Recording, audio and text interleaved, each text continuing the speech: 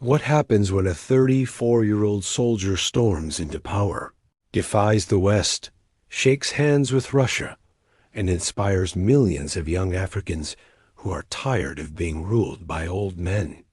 Is he a liberator or the beginning of another dictatorship? Ibrahim Traore of Burkina Faso. Some call him Africa's youngest revolutionary leader. Others whisper that he may be walking the dangerous path of authoritarianism. But which one is true? Today, we dive deep into his leadership, his vision, his controversies, and the question every African must ask: is Traore the future? Or just another warning from history? And know before you ask, Traore is not applying for the role of Wakanda's next Black Panther, though some of his supporters already treat him like one. Burkina Faso, landlocked, poor, trapped by terrorism, coups, and decades of instability. People desperate for change, tired of French control, IMF debt, and corruption. In this chaos, a young captain named Ibrahim Traore emerges. At just 34, he seizes power in 2022, but unlike many coups before, something unexpected happened. People cheered. Streets filled with flags, Burkina and Russian. Youths chanting his name. Why? Because he represented hope, youth, defiance against colonial shadows. Fear of history repeating. But let's pause. Africa has seen this movie before.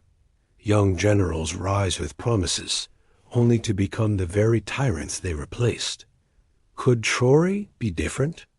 To answer that, we need to look beyond the celebrations, into his plans, his bold moves, and the cracks already showing in his leadership. 1. Bold development plans push for food self-sufficiency, investing in agriculture, cutting dependency on imports, rejecting foreign military bases, aligning with Mali and Niger to form the Alliance of Sahel States. Talking Pan-Africanism. Africa must stand together or remain forever divided. For the first time in decades, young Africans see a leader who doesn't bow to Paris or Washington. A leader who speaks about sovereignty, dignity, and unity. It feels like the winds of Thomas Sankara are blowing again through Ouagadougou. At this point, some Burkina youths started saying, "We don't need Spider-Man. We have Captain Traore." But let's hold our excitement for a moment. 3. Controversies and criticism. Suppression of dissent. Critics silenced. Journalists harassed. Military trials for opponents. Strong alignment with Russia. Raising questions of dependency on a new master. Limited real economic change. So far, poverty is still high. Insecurity still widespread. So which side of the coin is real? The dreamer building a new Africa, or the strong man preparing to tighten his grip? The answer lies in how he handles power now. Because history gives us two examples. Sankara, the hero who lived and died for the people, and others who became pharaohs in uniforms. Which path will Traore choose? 1. Lessons from African history. Sankara versus Blaise Compaoré. Gaddafi versus authoritarianism debates. Nkrumah versus coups. Africa remembers too well. Revolutions rise in fire, but they can end in chains. 2. Current trajectory. Traore enjoys massive youth support now. He is positioning himself as a Pan-African figure, but insecurity remains terrorist. Attacks still haunt rural Burkina Faso. Economic struggles continue. Hope versus reality gap. And here's the real danger. If he fails, it's not just Burkina Faso that loses. It's the dream of millions of young Africans who crave dignity, strength, and freedom. The stakes are that high.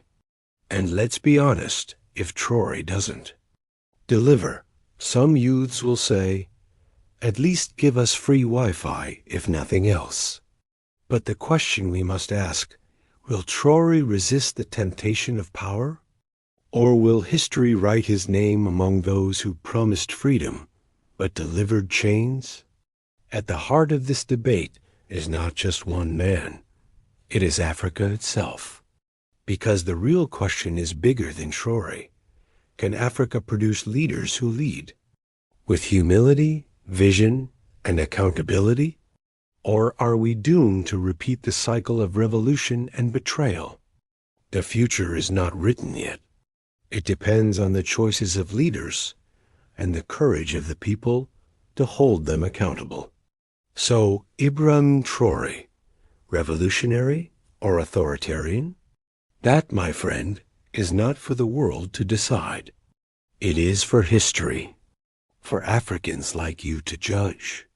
Because one thing is certain, the story of Africa's youth is just beginning, and the next chapter may be written by you.